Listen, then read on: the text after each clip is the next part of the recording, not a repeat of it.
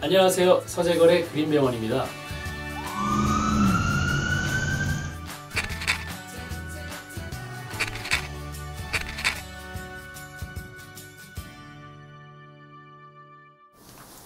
자연분만 잘하는 법, 구독과 좋아요가 따라와야 되겠죠.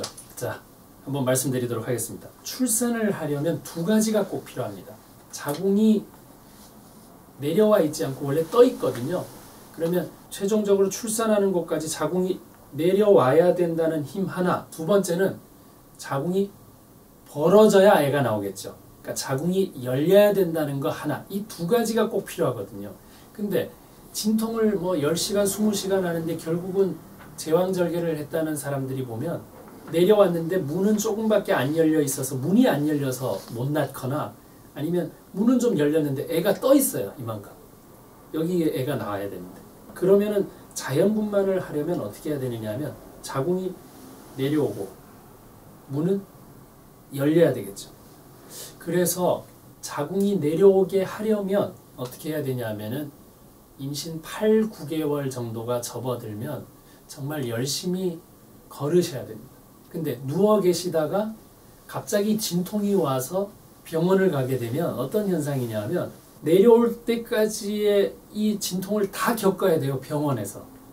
그래서 오래 한다고 얘기를 해요. 제일 좋은 거는 자신도 모르게 걸으면서 자궁이 조금씩 내려왔다가 여기서 진통이 느껴져서 병원을 가면 문만 열리면 되는데, 그래서 열심히 걸으셔야 된다는 게 정말 중요한 팁이고요.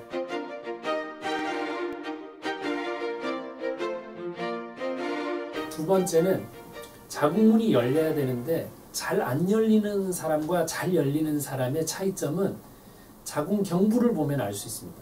자궁문을 딱 보면 평소에 여성들 중에 냉이라고 그러죠. 분비물. 이 분비물이 늘 많이 나오는 사람들은 대체로 어떤 사람이냐면 자궁문이 약해서 쉽게 찢어질 수 있는 사람이 분비물이 잘 나오는 편이에요.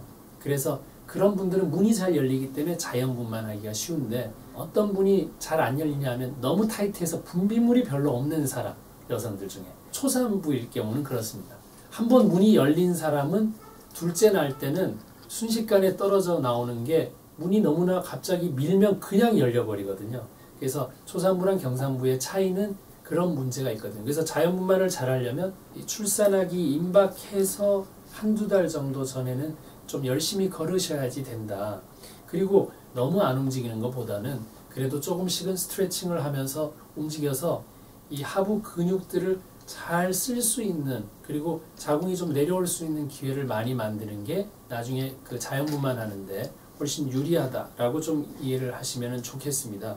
제왕절개 하면 아이를 많이 못 낳는다고 하잖아요. 네네. 그 제왕절개 한 다음에 자연분만은 힘든 거죠. 아, 네네. 제왕절개는 일반적으로는 2번까지 하게 되어 있습니다.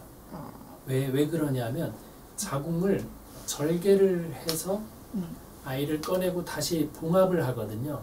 근데 그 자리는 굉장히 얇아져 있어요. 근데 아이를 또 낳을 때 또 제왕절개를 하면 또 그 자리를 그 주변 자리를 또 절개를 해서 아이를 꺼내죠. 3번째 하려고 그러면 그 자리가 자궁이 진통할 때 터질 수가 있겠죠. 약해져 버린 자리니까.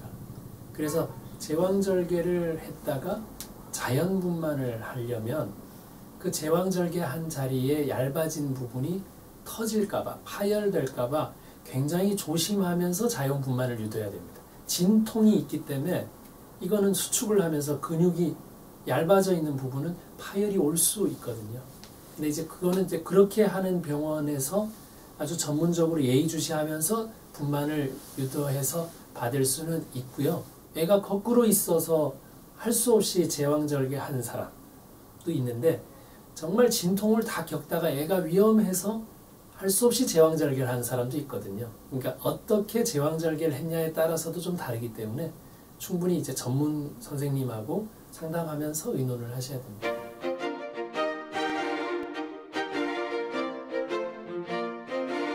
그리고 임신을 하게 되면 임신 기간 중에 평균이 10.5kg 정도 늡니다. 근데 임신하고 보통 4개월 때까지가 그 입덧을 하는 시기인데요. 이 입덧을 하게 될 때는 거의 1kg이 늘지 않거든요. 그러면 나머지 6개월 동안에 9에서 10kg 정도를 느는 거예요. 근데 만약에 입덧이 없는 사람은 임신 4개월 때까지도 이미 10kg를 넘게 이제 살이 붙어요. 그리고 나머지 기간에 또 10kg, 15kg가 되니까 한 25kg, 30kg 이제 늘게 되는 경우가 되거든요. 그럼 아이가 좀 크게 출산할 가능성이 좀 크죠. 그리고 임신 초반에 너무 많이 먹거나 했을 때 임신성 또 당뇨에 대한 또 그 위험도 있기 때문에 입덧을 하는 걸 너무 힘들게만 생각하지 마시고 또 임신의 좋은 과정이라고 이해하시면서 임신 4개월까지 보내는 게 좋고요. 결국 입덧은 우리 몸에 낯선 어떤 물체가 생겼다는 뜻의 어떤 면역 반응으로 입덧이 나오는 거예요. 근데 입덧이 사라진다는 얘기는 얘를 받아들인다는 뜻이에요. 이 물질이 아니라는 거. 그때부터 태교가 시작되고 태동이 시작되고 열심히 격려하고 태담이라 그러죠, 요즘.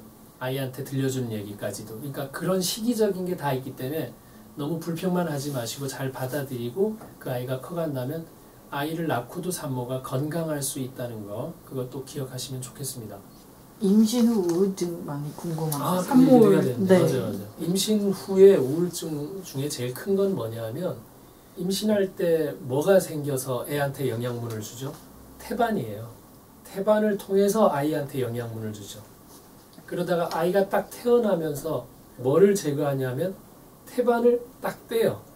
근데 그 태반을 제거하는 순간 갑자기 호르몬이 확 떨어지면서 산모 몸에서는 그 호르몬이 많이 있다가 없어지는 그 차이를 우울하다고 느낄 수 있어요. 그래서 산후풍이라는 얘기를 쓰는 경우가 있는데 그게 뭐냐면 아이를 낳고 이 3개월이나 6개월 안에 회복되지 않으면 여러 가지 내분비적인 호르몬적인 문제가 생긴다. 류마티스 생기는 사람 있고 갑상선 생기는 사람 있고 산후 우울증 생기는 사람 있고 이게 다양한 건데 잘 관리한다면 40세, 45세가 돼도 임신할 수 있다고는 봅니다.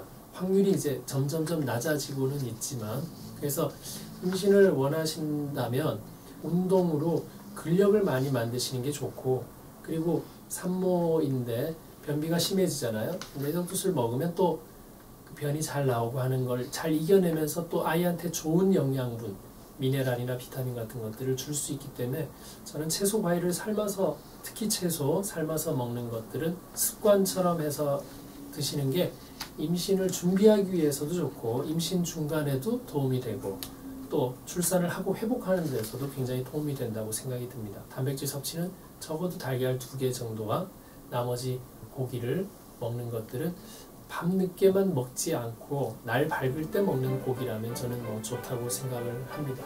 네, 그래서 충분히 준비해서 임신하셔서 아주 건강한 출산을 하시면 좋겠습니다.